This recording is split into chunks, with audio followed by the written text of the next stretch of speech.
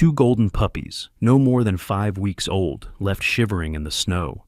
Too young to bark, too weak to stand. Wolves circled, drawn by the scent of fear. Their mother, gone. No shelter, no mercy, no one coming. Except maybe someone. Not a hero, not a rescuer, just a quiet man across town, ignored, laughed at, and too afraid to fight back. Would he even notice them? Would he dare to care? If your heart says these puppies deserve a chance, and maybe, just maybe, that man does too, say yes in the comments to walk with us through this fragile, tear-stained journey.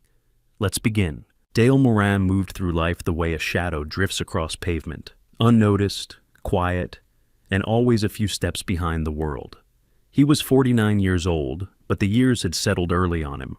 His shoulders slouched from decades of invisible burdens, and the deep lines around his eyes seemed more etched by disappointment than age. He had a wiry frame, not from athleticism, but from skipping meals, and a thin face that looked like it had forgotten how to smile. He lived alone in a house that looked as if it, too, had given up speaking. The one-story structure leaned slightly to the left, with paint the color of wet cardboard and a roof that wept during every storm. On the edge of Kamloops, British Columbia, where the city meets forest and the forest meets silence, his house stood like a forgotten comma in a sentence no one cared to finish. Every morning, Dale walked the same cracked sidewalk to his job as a janitor at West Pine Elementary. He arrived before dawn and left after the sun dipped behind the pines. He cleaned chalkboards that no longer saw chalk, emptied trash cans that always seemed to smell of forgotten lunches, and fixed things no one noticed were broken. The teachers barely spoke to him. The children didn't even know his name. He didn't mind. Or perhaps he did, once, long ago. But time has a way of dulling pain until it becomes part of the background hum of living, like the buzz of fluorescent lights or the thrum of traffic from too far away to matter. Dale hadn't raised his voice in over a decade. He hadn't confronted anyone, hadn't made a demand, hadn't even asked for his birthday off. When the vice principal once yelled at him for taking too long to mop the lunchroom, despite the fact the floor was covered in spilled milk and applesauce, he had simply nodded and said, "I'll go faster." His marriage had ended not with a fight, but with a quiet goodbye and a suitcase rolling down the driveway. She had called him passive, dull, and once, when she was particularly drunk, a fog that never lifts. He didn't stop her. His daughter Emma had been 12 at the time. She cried silently as the car drove away. She had inherited his silence, but not his passivity. At 18, she left Kamloops for university in Ontario, and though Dale called once a month, her replies had grown shorter with each year. Still, he loved her, unshakably. And each year, on her birthday, he mailed a letter with shaky handwriting and never any return address, just in case she didn't want to send anything back. It was a Tuesday in late November when the world first trembled in its orbit. The day had ended with a bitter wind that bit through Dale's second-hand coat. He clutched a thermos of lukewarm coffee as he walked home along a narrow path skirting the forest edge. He always took this route. It was quieter than the main road, and he liked the way the trees moved, like they were whispering secrets to the sky. The snow had come early this year, not deep yet, but enough to crust the ground in thin silver. The wind swirled it up in small eddies, like tiny ghosts playing in the dusk. Dale pulled his coat tighter and lowered his head. That's when he heard it. A sound not quite a whimper, not quite a cry, something fragile, like a heart breaking softly. He stopped, listened. There it was again, muffled, high-pitched, trembling. He stepped off the path into the thin line of trees, boots crunching through brittle leaves and snow. 100 steps in, the trees thickened. The sound grew clearer. Then he saw them. 2 small shapes near the base of a gnarled pine tree, both golden, though dulled by mud and ice. Puppies. Golden retrievers. No more than 5 weeks old. Their bellies were sunken, fur matted with filth, and something darker. Blood, perhaps. They were bound to the tree with rough rope, the kind used to lash cargo on trucks. One pup lay on its side, eyes barely open, breathing in small, stuttering gasps. The other stood trembling, its body shielding its sibling, letting out a tiny, broken growl that barely made it past its throat. Dale's breath caught. He stepped forward, and that's when he saw the eyes. Dozens of them, glinting in the underbrush. Wolves.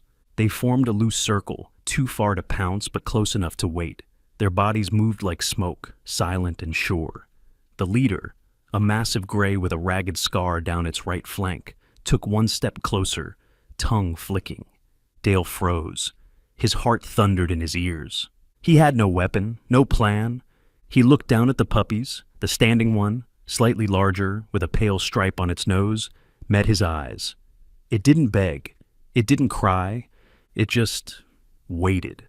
And something cracked inside Dale Moran. Something older than loneliness. Something buried since his daughter stopped calling him Dad.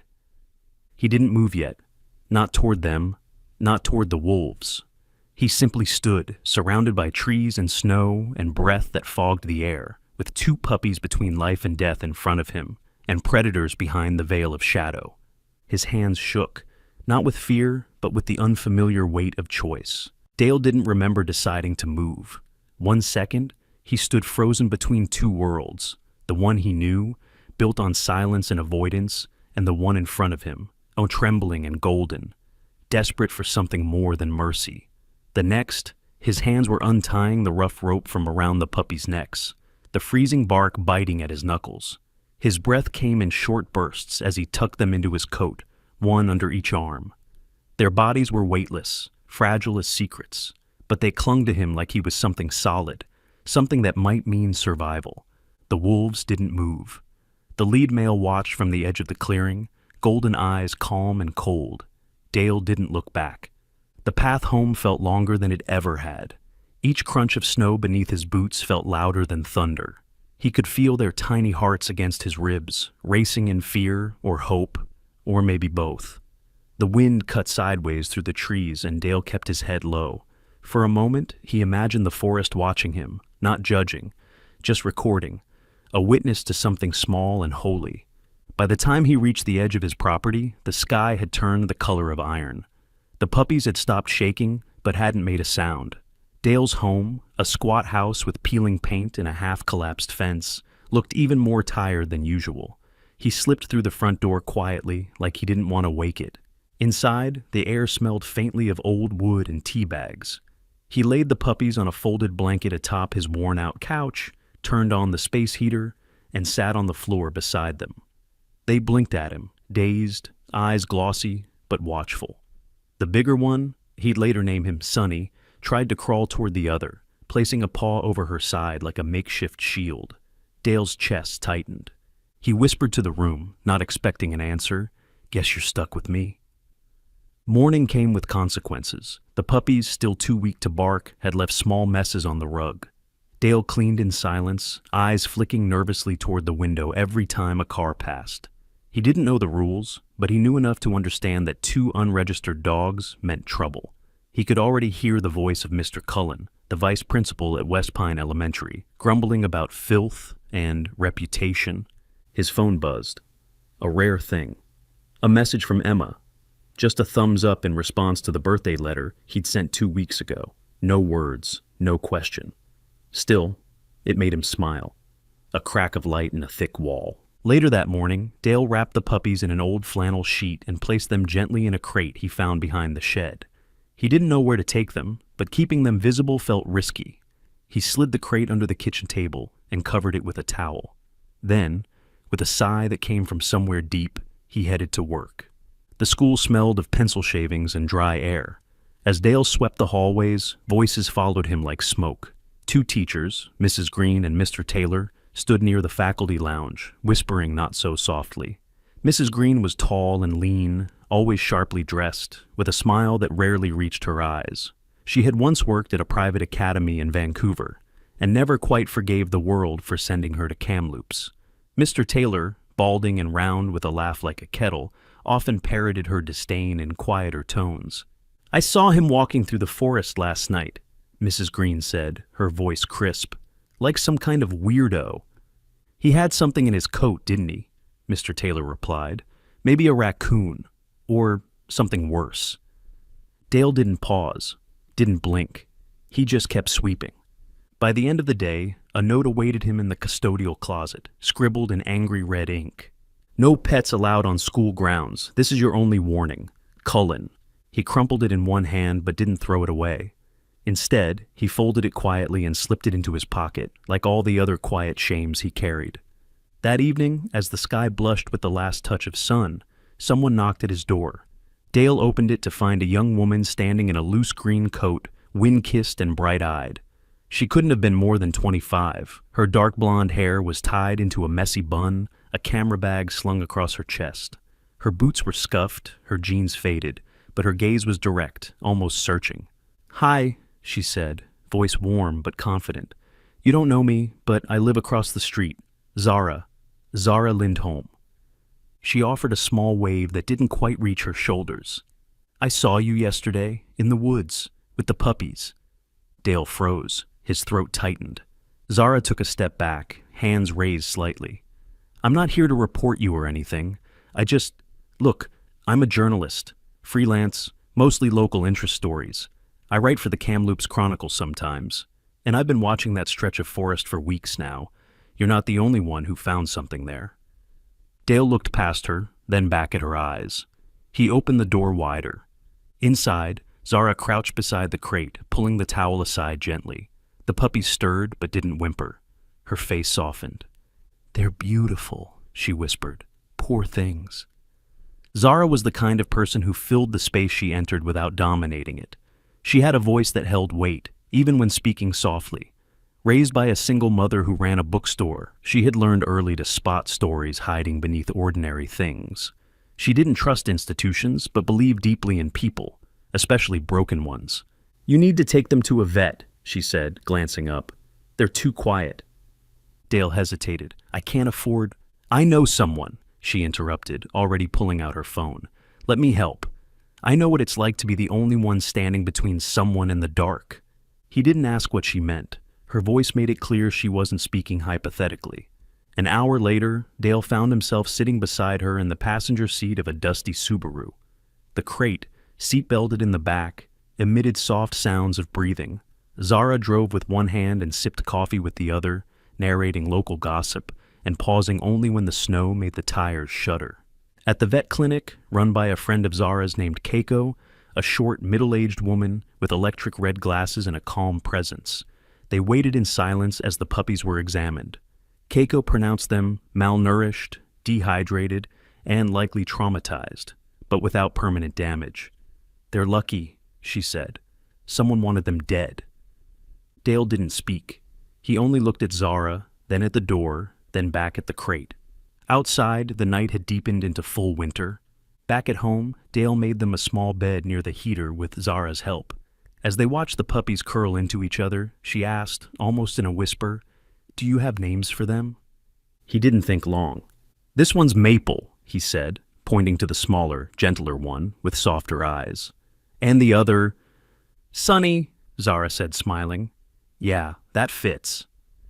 Dale nodded, and for a long moment he didn't feel like a shadow anymore. The snow had thickened overnight, blanketing Kamloops in a hush that swallowed sound and slowed thought. Dale stood in his kitchen, watching a small plume of steam rise from his chipped kettle. The puppies, now named Maple and Sunny, lay curled together in a cardboard box lined with old towels, their breathing slow, steady.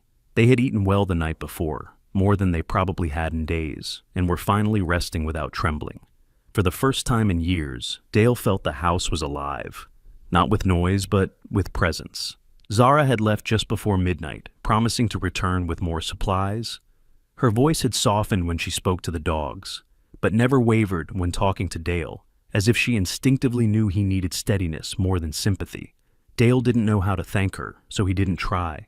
He simply nodded when she handed him the vet's pamphlet and whispered, "Call me if anything feels off. Anything." Later that morning, Dale called the number scribbled on the back of the pamphlet. Dr. Keiko Ito, the veterinarian who had examined the pups, answered on the third ring. She was quick, efficient in speech, her voice marked by an undertone of warmth, wrapped in precision. Born to Japanese immigrants, Keiko had grown up in Vancouver, the daughter of a biology teacher and a ceramic artist. Her father's discipline and her mother's quiet creativity had shaped her into someone who believed in the poetry of science. She wore her graying hair in a tight ponytail and always carried a mechanical pencil in her coat, which she used more than any digital device. After a brief pause, she said, "Bring them in again, just for follow-up. I also want to check something odd I noticed in the scans." By late afternoon, Dale stood in the small examination room again, the sharp scent of antiseptic mingling with the soft panting of the puppies. Keiko knelt by the table, examining Sunny's belly, where a faint scar traced an uneven line just beneath the fur. "These bruises are deliberate," she said, almost too calmly. "Patterned, like from a boot or wire mesh. And this," she turned to her monitor, tapping an X-ray, "this chip isn't veterinary standard. It's a counterfeit, unregistered. I've seen these in dogs from illegal breeding rings." Dale blinked. "What does that mean?" Keiko met his eyes, her gaze clear and grave. "It means someone bred their mother in a facility that wasn't regulated. Likely forced breeding, likely neglect, possibly worse." Zara arrived minutes later, windburned and breathless. She listened quietly as Keiko explained what she suspected, that the puppies were survivors of a now-defunct illegal dog mill operating near the northern edge of town. Most had been shut down years ago, but some, especially those that relocated frequently, were harder to track. Zara pulled out her notebook, flipping pages with practiced fingers. "I remember hearing something last winter," she said, eyes narrowed. "A golden retriever mother dumped in the woods, starved, collapsed just off the service road. Locals called her Blissy. People left food, but she never moved far." Keiko nodded solemnly. "We treated her once. She was heavily pregnant and afraid. She bit 2 volunteers. We couldn't find her again after that. A month later, someone found her body. She tried to protect her pups in a snow hollow. Only one was still alive, but he died before we got there." Zara closed her notebook, lips thin. "Maple and Sunny," Dale whispered. "They could be hers?" Keiko looked at the puppies, then back at Dale. "It's very likely. Their eyes, they're hers." Dale didn't know how to respond. He turned toward the crate where Sunny was staring at him, silent, calm, but with that unmistakable glint of something older than fear, something watchful. That gaze. It was the same look Emma used to give him as a child, when she needed him to be brave and didn't know if he could. Back home, Dale barely noticed the cold as he stepped out to collect the mail. A single envelope waited inside the rusted box. No return address, just his name in block letters. He opened it with stiff fingers. Inside, a single sheet of paper, no greeting. "I saw what you did. Stay out of it. Next time it won't be wolves." There was no signature. The handwriting was aggressive, each letter pressed deep into the page like anger made solid. Dale stood for a long moment on the porch, snow melting into his shoes, before slowly folding the letter and slipping it into his coat. That evening, as shadows lengthened, Dale noticed something strange. A dark pickup truck parked 2 houses down, engine idling, windows fogged. It wasn't anyone from the neighborhood. He peered out cautiously, but couldn't make out the driver. The next morning, Zara knocked on his door with urgency in her eyes. "I saw the truck," she said. "Brent Keller, former owner of a dog breeding operation shut down 3 years ago. No convictions. He resurfaced last month in Kamloops, changed his name twice. I think he's looking for them." "Why now?" Dale asked, heart thudding. "Because you saved the last 2 reminders of what he did. And maybe," she added, voice hardening, "because their mother fought back." She showed Dale a photo she'd found online, an old listing from a dog breeding forum, a female golden, tethered, eyes hollow but defiant. The caption read, "Blissy top lineage, high yield." Dale couldn't breathe. That night, the puppies were restless. Sunny wouldn't leave the window, standing on wobbling legs as if trying to see something beyond the frost. Maple buried her face into Dale's hoodie, whimpering softly. Zara returned with a plan. "We can't hide forever, but we can prepare. I want to run a story, local interest, about Blissy, about backyard breeding. No names, but enough to shake someone." Dale hesitated. What if he sees it? "Let him," she said, eyes burning. "Let him know she wasn't forgotten." Later, alone again, Dale sat in the dark with Maple asleep in his lap. He glanced at Sunny, who had fallen asleep upright, like a soldier guarding a kingdom no one else could see. And he thought of Blissy, dying in the cold, shielding her babies from the world. He reached for his notebook, the one he used to write letters to Emma. And for the first time in years, he didn't write to her as a stranger. He wrote, "I didn't save them. they saved me. And maybe somehow they came from someone who still knew what love was, even at the end. Outside, the wind howled. Inside, two golden souls slept beneath the gaze of a man who no longer looked away. The snow outside had turned to a crisp crust, no longer soft and powdery, but hardened like armor over the earth. It mirrored something stirring in Dale Moran, something that had lain dormant for decades beneath the layers of silence, fear, and habitual retreat. He sat at the small dining table in his kitchen, a lukewarm cup of tea steaming in front of him, his fingers wrapped around the chipped ceramic like it might anchor him. Maple was asleep under his chair, her head resting against one of his shoes. Sonny, always the more alert of the two, lay near the window, ears twitching at the occasional rustle from outside. The bruises had faded, their eyes no longer wide with fear. They had gained weight too, nothing dramatic, but enough that Dale could feel it when he carried them, a growing warmth against his chest. There was a knock at the door. 3 short taps, then a pause.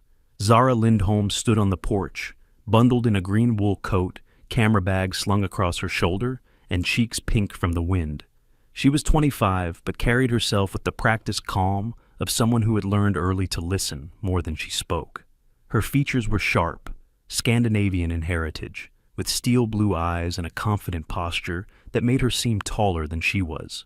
A faint scar trailed from her left brow to her temple, barely visible unless the light caught it right. A souvenir from her first field job, when she was pushed by a police officer during a protest she had been documenting. She never talked about it unless asked directly. She stepped inside without waiting for invitation. "He's still watching the neighborhood," she said as she shrugged off her coat. "The trucks moved 2 blocks north. I got a blurry plate number." Dale stiffened. "Brent?" Zara nodded. "Most likely. Or someone working for him. We don't have much time." They sat at the table. Zara opened her notebook and spread out a few printed pages. "I've been reaching out to a few former volunteers, people who worked at shelters around the time Blissey was found. One of them recognized Brent, said he used to bring in damaged dogs that didn't sell, claimed they were strays." Dale's hands clenched the mug tighter.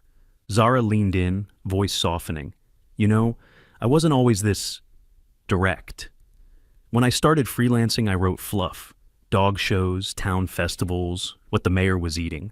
I did it because no one wanted a young woman asking hard questions. Then I covered a factory fire outside of Vernon, burned through 3 buildings. The manager tried to silence the workers. I almost let it go. But one woman, Maria, a janitor like you, stood up and handed me her journal, full of safety violations. I published it. The factory shut down. She lost her job. I almost did too." She paused, watching Dale's reaction. "I still think about her. She stood up for something and paid the price. I didn't deserve her trust back then. But I'm trying to now." Dale looked at her, really looked, and for the first time saw her not as the confident young journalist, but as a person still carrying the weight of someone else's courage. "You think I can do the same?" he asked. Zara tilted her head. "I think you already did, the night you picked up Sonny and Maple. Now you just need to keep going." They began to plan. Zara handed Dale an old digital camera. "It's basic, but it'll do. Start watching that truck. Take notes, times, people, movement. Don't get close. Just observe." She showed him how to upload the files to a hidden drive, how to take photos through blinds without flash, how to use shadows instead of stepping into them. Dale took it all in quietly, a student of stillness now learning the language of quiet resistance. That week, Dale changed. Subtly, but deeply. He woke an hour earlier and walked longer loops through the snow-covered streets. He did push-ups against the countertop, planks in the hallway, jumping jacks in the basement. Nothing dramatic, but consistent. His frame, long deprived of any will beyond survival, began to realign itself. At school, he stopped flinching when people whispered. When Mr. Cullen grumbled about weird smells from Dale's coat, Dale stared back, calm, unmoving. He didn't say anything.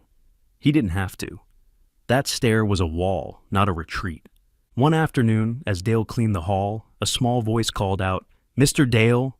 He turned to see Rosie Baxter, a second grader with tangled curls and a permanent scab on her right knee. She was tiny, always behind the others, always carrying a small sketchbook.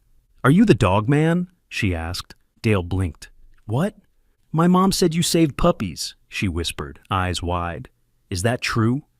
He didn't answer directly. Instead, he crouched down. "They're okay now?" Rosie nodded. Then she pulled something from her sketchbook, a drawing of a golden dog with big eyes, standing beside a tall man with a mop. She handed it to him without ceremony and ran off. Dale stood for a long time, looking at the shaky pencil lines. Then, for the first time in years, he pinned something to the break room corkboard.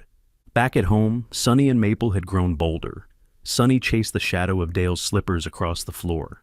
Maple had learned to climb onto the armchair and would sit there like royalty, tail curled elegantly, watching the world with gentle disdain. They weren't just surviving. They were beginning to live. But peace was always temporary. Late one night, Dale returned from a walk and found a rock on his front steps. Taped to it, a photo. It was of him, blurry, grainy, clearly taken from a distance. He was carrying Maple in one arm, looking over his shoulder. On the back of the photo, scrawled in thick marker, "Drop the dogs, or they drop." He sat in the kitchen staring at it. Sunny, sensing something, sat by his feet, eyes fixed on him. Maple padded over and rested her chin on his lap.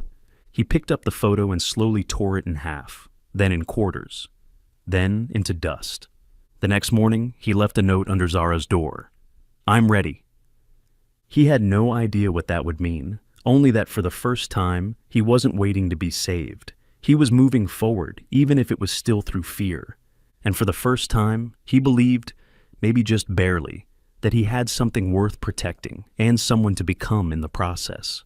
The road that led north of Kamloops was a cracked and narrow stretch of frostbitten asphalt, flanked by silent pines and decaying fences.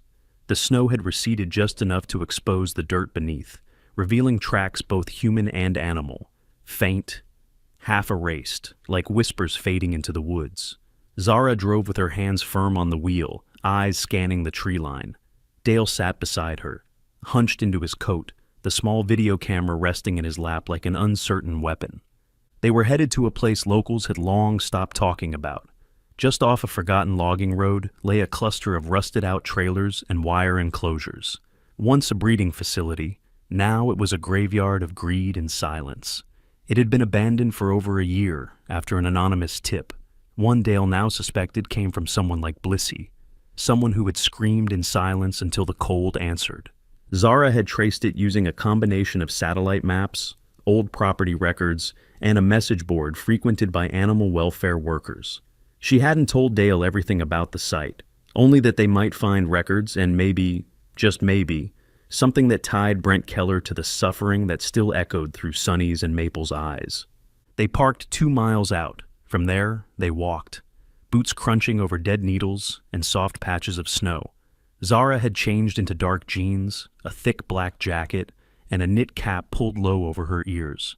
Dale had borrowed a navy hoodie from a thrift store and carried a flashlight in his left hand, the camera slung over his shoulder. Neither spoke much. The silence between them was no longer awkward. It was purposeful, a pact between two people who understood the weight of what they might uncover. The kennel appeared like a bruise in the clearing, low-slung buildings, half-collapsed fencing, and empty dog runs littered with rusted bowls and cracked toys. The air smelled of old urine and burned plastic. A single metal sign, bent and barely legible, still hung from one chain. Keller Canines, quality golden retrievers. Inside, the trailer creaked under their steps. Zara moved with the confidence of someone who had crept through protests and police lines. Dale moved like a ghost, each step calculated, quiet. They split up. Zara headed for the back room, while Dale scanned the main area. Filing cabinets stood open, many drawers empty or water damaged. He rummaged slowly, careful not to disturb the dust. Eventually, beneath a collapsed pile of receipts and blank vaccination cards, he found a manila envelope labeled Litter 27 Blissey. He opened it. Inside were intake sheets, weight logs, feeding schedules, breeding rotations. Blissey's name was written in block letters, stamped multiple times. The margins were filled with notes in pen. Aggressive, refuses males, alpha behavior, watch her. On the back of one page, someone had scrawled, move her after last litter. If pups weak, dump them. Dale's hands trembled. In the back, Zara let out a sharp exhale. He rushed to her side.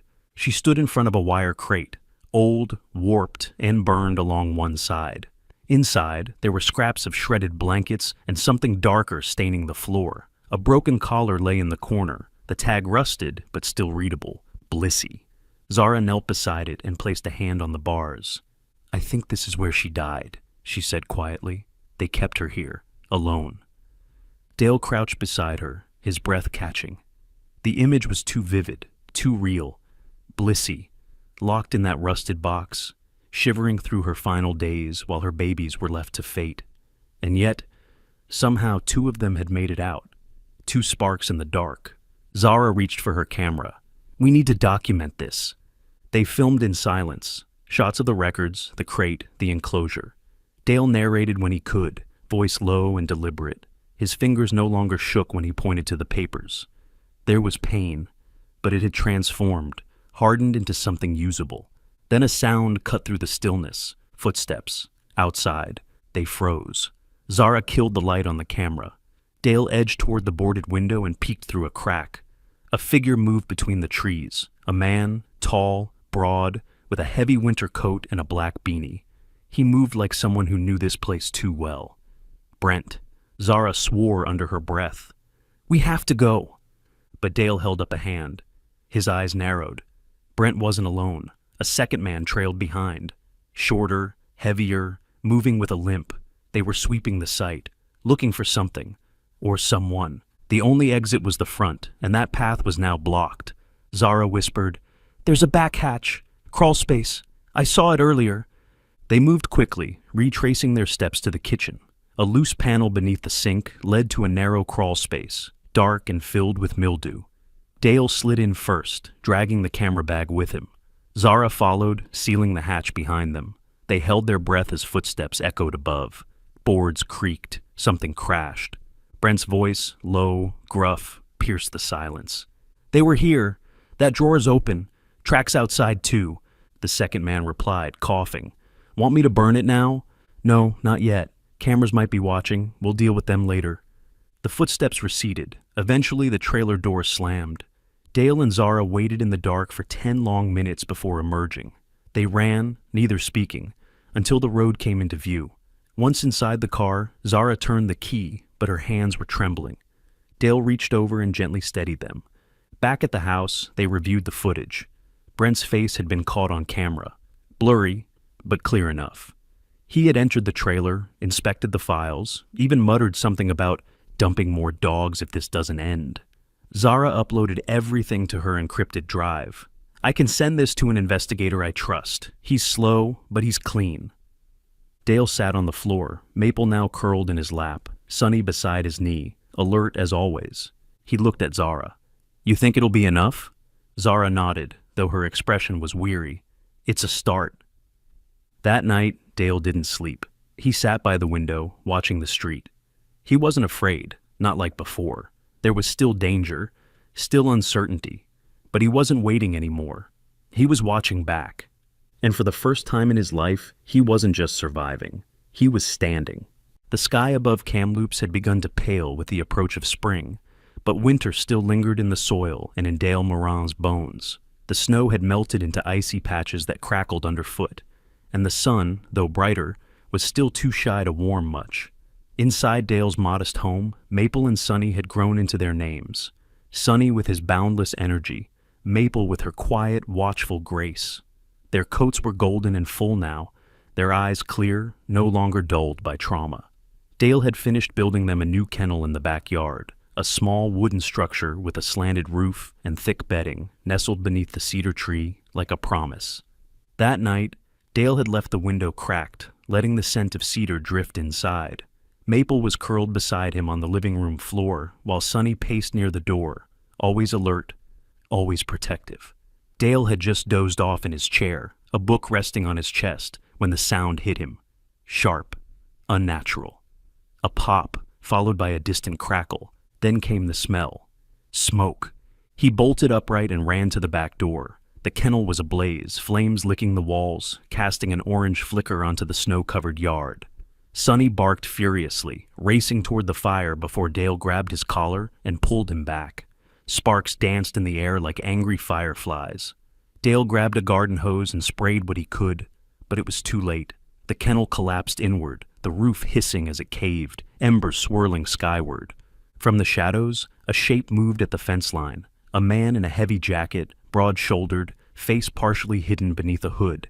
He stood just long enough for Dale to register him. Brent.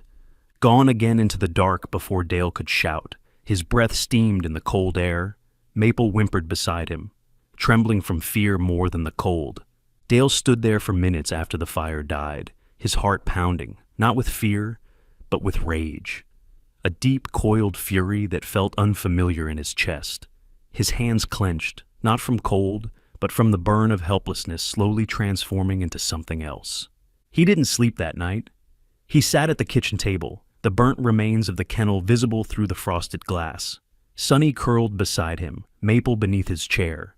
He wrote down every detail he remembered, the figure, the jacket, the timing. Then he picked up the phone. The next morning, Zara arrived with 2 coffees and a look that said she already knew. "I saw the smoke," she said, stepping inside. "I'm guessing it wasn't electrical." Dale shook his head. "He was here." Zara didn't speak for a moment. Then she placed a folder on the table. "It's time." The folder contained everything they had gathered, the footage from the trailer, the old vet records, the photographs of the bruises on Maple and Sunny, and now, photographs of the burned kennel with Dale's written statement clipped on top. "But it's not enough," Zara said. "We need someone with teeth." Which is when she made the call. Kieran Ross arrived later that afternoon, a retired detective from the Kamloops Police Department. He was in his early 60s, with a body like a stone wall and a voice like gravel. He wore a faded bomber jacket with a police pin still affixed to the collar and carried a leather notebook he never stopped writing in. His gray hair was combed back with military precision, and his eyes, ice blue and unwavering, missed nothing. Kieran had investigated the original reports of the illegal dog mill years ago, back when it was hidden under the guise of a home breeding operation. He had suspected Brent Keller then, but the case had fallen apart under political pressure and lack of hard evidence. "I always knew he'd come crawling back," Kieran said, flipping through the folder Zara had handed him. "Guys like him, they don't retire, they rot, then explode." He looked over the photos, lingered on the one of Blissy's burned crate. His jaw tightened. "This time," he muttered, "we're not letting him slip." Kieran agreed to work with them as a private consultant. His badge was long gone, but his contacts weren't. He made calls, pulled strings, dug through old case files with Zara at his side. Over the next few days, they built a timeline, mapped every sighting of Brent, and confirmed that the truck Dale had seen was registered to a shell company once linked to Brent's old breeder license. Meanwhile, Dale, still reeling from the fire, found himself doing something unexpected. He started talking. Not much, but enough. To neighbors, to parents at the school, to the woman at the hardware store who asked about the burn patch in his yard. He told the truth, softly but clearly. "I'm just trying to protect 2 dogs that didn't ask for any of this," he said once, when a man in line at the post office offered him an odd look. People began to notice, to care. Zara compiled it all into a formal report, and together, she and Dale filed the official complaint with the Kamloops police, with Kieran submitting his own statement alongside. The investigation was reopened. That night, Dale sat on his porch steps, a blanket over his lap, Sunny's head resting beside his knee. Maple lay at his feet, her nose twitching in her sleep. The stars above Kamloops burned cold and bright. It had been a long time since Dale had looked up at them and felt like he belonged beneath their quiet judgment. He wasn't the same man who had once walked with his head down, shoulders bent beneath invisible weight. He still didn't speak loudly, and he still flinched when someone raised their voice. But something had shifted. Zara called it bearing. Kieran called it backbone. Dale didn't call it anything. He simply kept moving. A few days later, Dale returned home to find a hand-drawn sign pinned to his fence. "Thank you for protecting them." No name, just a child's drawing of 2 golden dogs, smiling beneath a tree. He smiled for real then. Not a half curve, not a twitch, but a full, slow smile that reached all the way into the lines around his eyes. Inside the house, Sunny leapt to greet him, tail wagging, while Maple stretched from her nap, blinking sleepily in the golden light. And Dale, now no longer just a caretaker, but something closer to a father, set down his bag, sat on the floor, and let them pile into his lap like they always did. The courthouse in downtown Kamloops stood like a tired fortress, its brick facade weathered by snow, rain, and bureaucracy. Its windows were square and expressionless, much like the men and women who passed through its halls every day. Dale Morin stood on the front steps, dressed in the only suit he owned, dark gray, a bit loose at the shoulders, with sleeves that hovered just above his wrists. It had belonged to his father, and it smelled faintly of cedar and old fabric. Zara stood beside him, her coat unbuttoned despite the chill, notebook in one hand, a soft, supportive smile in the other. Inside, the courtroom was already filling, not with reporters or crowds, but with quiet faces. Teachers from West Pine Elementary, a few neighbors Dale didn't know by name, and at least one parent he vaguely recognized from the post office line. Kieran Ross, the retired detective, sat 2 rows back, arms crossed, his police badge long gone, but his gaze as sharp as ever. Brent Keller sat across the aisle, his frame too big for the suit he wore, his jaw clenched like he was chewing on the room itself. His eyes scanned Dale with contempt. But there was something else there now, too. Recognition. This wasn't the same man he had watched from the shadows. This Dale didn't flinch. The judge, a woman named Marcia LeDuc, presided with the air of someone who had heard every excuse the world could offer and believed only half of them. She was in her late 50s, short and solid, with salt and pepper hair tied into a bun, and a voice that cut cleanly through the room like a whetted knife. Known for her fairness and absolute intolerance for cruelty, she had earned the nickname the Winter Bench. The case, legally, was about arson and property destruction, but beneath that, it was about something deeper, whether Brent Keller's past could finally catch up to him, whether a pattern of abuse and abandonment could be brought into the light. Zara's articles had stirred public attention, and though this trial was technically not about animal cruelty, the emotional weight in the room said otherwise. Dale was called to the stand just before noon. As he took his seat, the microphone in front of him buzzed faintly.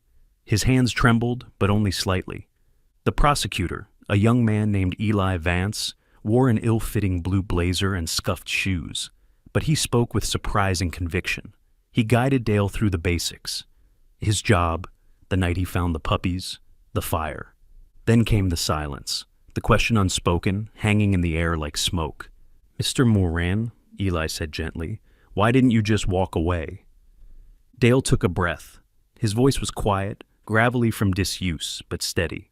"Because they looked at me," he said. "Those puppies. Like they expected to be left. And for once, I didn't want to be the person who let them down." He looked over at Brent. "I used to be invisible, even to myself. But those dogs, they didn't need a hero. They just needed someone to not turn away." Eli nodded and stepped back. Brent's lawyer, a man with silver cufflinks and no particular facial expression, stood and approached. "Mr. Moran," he said, "you claim Mr. Keller set fire to your property, yet you didn't witness him striking a match. Isn't that correct?" "I saw him," Dale said, gaze unwavering, "at the edge of the yard, watching." "But you didn't actually—" "He'd already watched me once before, and I let it happen, not this time." The lawyer hesitated, then moved on. "Is it true you're not a registered dog owner?" "I am now," Dale replied, "as of last week. Maple and Sunny are mine, legally." Zara had ensured that. She had submitted the adoption paperwork and handled the licensing through a local rescue she partnered with. The final approval came through 2 days before the trial. The lawyer sat. The room was silent. Next, Zara took the stand. She detailed her investigation, showing photographs, citing anonymous sources, describing the conditions of the kennel. Her voice was composed, but when she spoke about Blissey, her hands clenched the edges of the stand. "She died protecting her puppies," Zara said. "They were left as bait. No one came. Until Dale." Afterwards, a witness was called, Sarah Dumont, a former volunteer at the Kamloops Animal Shelter. Sarah was in her early 40s, tall and thin, with a permanent squint, like someone always bracing for impact. She walked with a slight limp and wore a purple scarf despite the courtroom's warmth. She had been attacked by a dog years ago during a seizure rescue, an incident that left both physical and emotional scars. But today, her voice rang clear. "I remember Blissey," she said. We tried to bring her in, but she was too scared. She kept crawling back to the hollow where her pups were buried. We thought none survived." Her voice cracked, but 2 did. By late afternoon, the mood had shifted. Brent sat stiffer in his chair, no longer cocky, his jaw tighter. When the judge asked if he had anything to say, he shook his head. "I don't talk to liars," he muttered. Judge LeDuc adjusted her glasses. "You don't need to talk, Mr. Keller. The evidence does plenty." She looked around the room, then delivered her verdict. Guilty of arson, trespassing, and obstruction. The sentence would be finalized at a later date, but the judge ordered immediate detainment pending further investigation into possible animal cruelty charges, based on the documents Zara had submitted and the reopened case file Kieran supported. After court adjourned, Dale stepped outside. The sky had cleared, a rare gift in late winter. The air smelled like thawing earth and distant pine. People passed him differently now. They nodded. Some offered a smile. One of the teachers from West Pine, a woman he barely knew named Hannah Singh, stopped him outside the courthouse. "You were incredible in there," she said, her voice hesitant but sincere. "I never really knew you before. I'm sorry for that." Dale blinked. "I didn't really know me either." Back home, Maple and Sonny greeted him at the door. Sonny leapt up, tail a blur, while Maple nuzzled into his leg, then circled his feet like a sentry. Their eyes were full of recognition, not just of him, but of the man he had become. Later that evening, as he sat with them beside the fire, Zara emailed him a copy of her latest article, "The Quiet Man Who Didn't Look Away." It was already gaining attention online. Dale didn't open it right away. He sat there, hand resting on Maple's head, watching the fire crackle and the shadows dance on the walls. For the first time, the silence in his house felt earned, not empty, but full. Full of memory, of love, of something finally whole. He was no longer just surviving. He mattered. And the eyes of 2 golden dogs told him so, every single night. Spring came late to Kamloops that year, as if hesitant to believe that the frost had truly loosened its grip. But when it arrived, it did so in gold, soft light stretching over rooftops, dappling through cedars, warming the bones of a city that had endured. Dale Morin stood at the edge of his backyard, hammer in hand, the morning sun spilling across the lawn like honey. Where the charred remains of the old kennel had once blackened the earth, a new one now stood, bigger, brighter, built from cedar planks he had sanded and sealed himself. The roof had a gentle slope to catch the rain, and the windows, cut low and wide, let in beams of afternoon light. It wasn't just a kennel, it was a promise. Maple and Sonny dashed through the yard, their golden coats gleaming with each bounce. Sonny had grown lanky, his legs still too long for his frame, his energy boundless and slightly ridiculous. Maple was more composed, dignified, often watching her brother's chaos with an air of mild disdain before joining in with a well-timed pounce. They chased each other between planters Dale had filled with lavender and marigolds, kicking up tufts of pollen and dirt. The yard, once neglected, had become something vibrant, alive. Inside the house, a kettle whistled.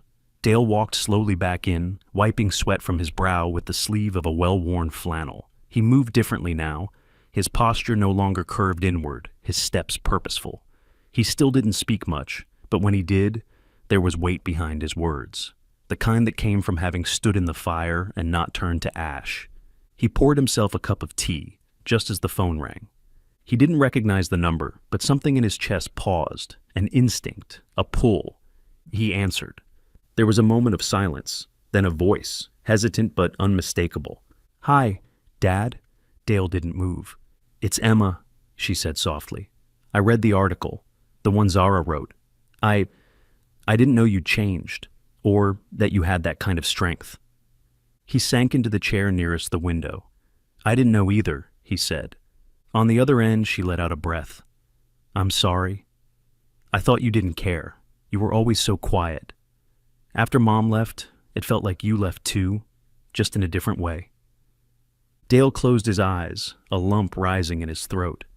"I was scared," he said. "I still am sometimes. But those dogs, they looked at me like I mattered, and I couldn't look away." Emma's voice cracked. "You do matter." They spoke for almost an hour. Nothing dramatic, no declarations, just stories. She told him about school, about her roommate who rescued a three-legged cat, about a professor who reminded her of him, quiet but full of unspoken conviction. He told her about Sonny's first attempt at chasing a squirrel and the way Maple guarded the porch like a sentry.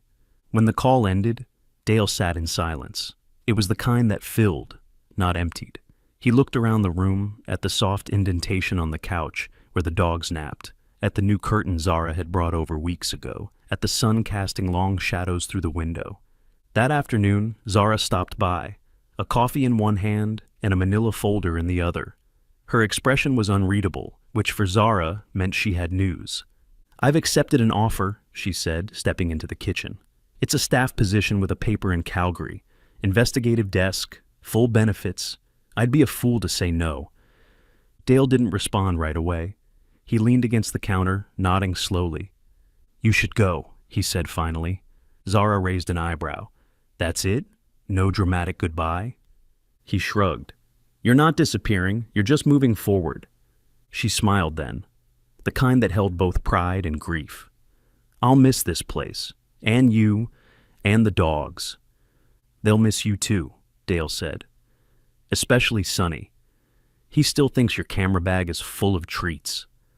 Outside, the afternoon had deepened into a gentle blaze of gold. Zara walked with Dale out to the porch, where Maple and Sonny were now sprawled in twin patches of sun. The grass was thick beneath them, the breeze warm. Across the yard, the cedar branches swayed gently, casting soft patterns of shadow that danced like memory. Zara paused at the top step. "You know," she said, "you're kind of a dad again." Dale tilted his head. "Kind of?" "Well," she added, "you still need to work on your jokes." He chuckled, a low, surprised sound. As she walked toward her car, she turned once more. "Don't stop. Whatever you're building here, it matters." Dale stood on the porch long after she was gone. The air smelled of cedar shavings and distant blossoms.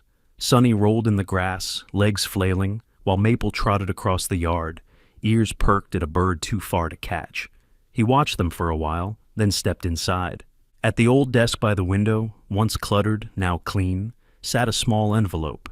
He pulled out a sheet of paper, unfolded it slowly. It was a letter he had written months ago but never mailed, a letter to Emma. He skimmed the words, fragments of apology, regret, memory. But what struck him most was the last line, a line he had written but never quite understood until now. He added one sentence beneath it in fresh ink. "Thank you for waking me up from a long, long dream." He folded the letter again, not to send, but to keep. The porch creaked softly beneath his feet as he returned outside. Maple and Sonny looked up, tails thumping. Dale smiled, not the quiet smile of a man content with solitude, but the full, open smile of someone who had returned to himself. Not a ghost, not a shadow, but a father. Sometimes miracles don't arrive with trumpets or lightning from the heavens. Sometimes they arrive as two shivering puppies tied to a tree. Sometimes they take the shape of a man forgotten by the world, who one day chooses, just once, not to look away. And in that moment, something sacred begins. This story isn't just about Dale, or Sonny, or Maple. It's about how God can work through the smallest gestures, through a glance, a step forward, a single whisper of courage in the dark. How he can breathe life into broken spirits and make something whole again, not by force, but by love. Maybe God didn't part seas this time. Maybe he just placed two helpless creatures in the path of a man who thought he had nothing left to give, so they could teach him that love, once awakened, never truly dies. So, if you're watching this and wondering if you still matter, if your voice has been quiet too long, if you've lost something or someone or even yourself, just know this. Sometimes God sends you a second chance in golden fur and gentle eyes. Sometimes he sends you back to yourself through love you didn't expect. May God bless you for listening. May he guide your heart like he guided Dale's. If this story moved you, leave a comment with the word hope. Like the video if you believe even the smallest acts of kindness can be miracles. Subscribe to the channel to walk with us through more stories of healing, courage, and quiet grace. And may the Lord bless every soul who hears this story. You are not forgotten.